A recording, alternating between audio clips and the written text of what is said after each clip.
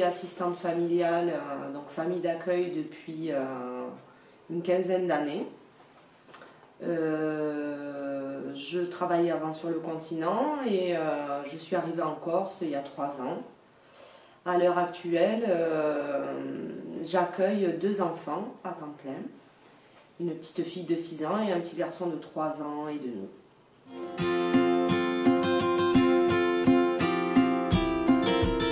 Et en fait, j'étais au collège, il y avait un foyer à côté de chez moi avec des jeunes enfants qui étaient placés par décision judiciaire. Et c'était tous mes amis, donc leurs histoires, tout ça me passionnait. Je pense que c'est comme ça que j'ai trouvé cette vocation. Ma mère était assistante maternelle, donc j'avais beaucoup les enfants autour de moi. Ensuite, j'ai élevé mes 3 enfants. J'ai eu 3 enfants qui sont maintenant grands, partis de la maison, mais qui ont connu mon métier de famille d'accueil. Et voilà, et c'est parti d'une amie qui a commencé à se renseigner, qui a fait ce métier, et c'est là que j'ai dit, ben, c'est ça que je veux faire.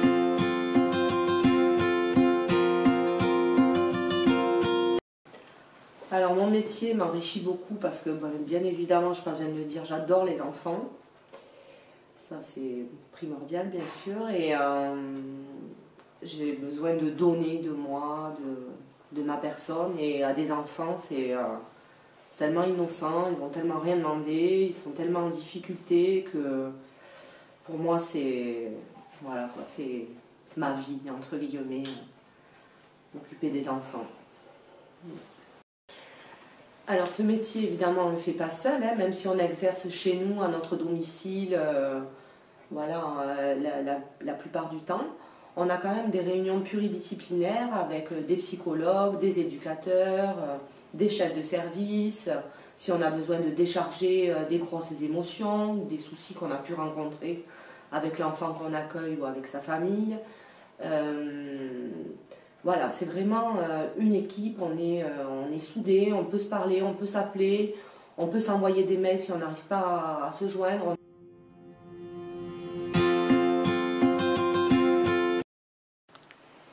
Pour moi, la grosse difficulté de ce métier, c'est l'attachement, c'est-à-dire il faut qu'il y ait quand même un lien qui se crée entre la famille, que ce soit moi, mon mari, mes enfants. Et des fois, ça arrive, ça m'est arrivé qu'une fois, mais ça arrive que ça passe pas avec l'enfant. Et pour moi, c'est une des plus grandes difficultés que j'ai pu rencontrer dans ce métier. Parce qu'on vit 24 heures sur 24 avec eux, 7 jours sur 7. Donc quand il n'y a pas le feeling... Et ça peut être aussi bien du côté de l'enfant que du côté de la famille ou un des membres de la famille. C'est compliqué.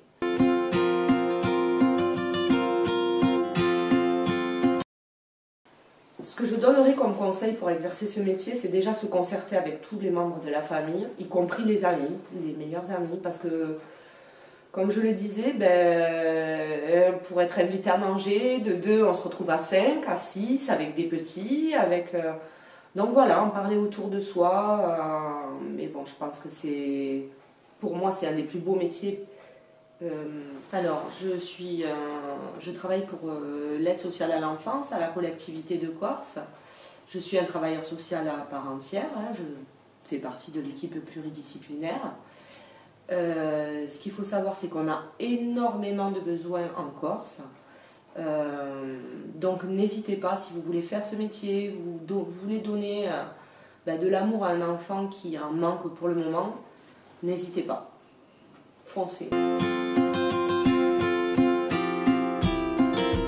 Je me vois dans 10 ans, et j'espère à la retraite, mais malgré tout, tous les dimanches, quelques dimanches par mois, autour d'un poulet avec des frites, avec les enfants que j'ai accueillis, qui viennent me rendre visite avec leurs enfants, avec leurs femmes. Voilà, parce qu'il y a cette continuité. Comme je vous disais, le lien est quand même assez fort, surtout quand on les a accueillis depuis de nombreuses années. Et souvent, ça continue, puisque j'ai encore des liens avec les enfants que j'ai accueillis et que je n'accueille plus. Donc, voilà, me retrouver autour d'une table et voir les enfants que j'ai eu tout bébé, les voir... avec leur propre famille, ça ce serait une belle réussite.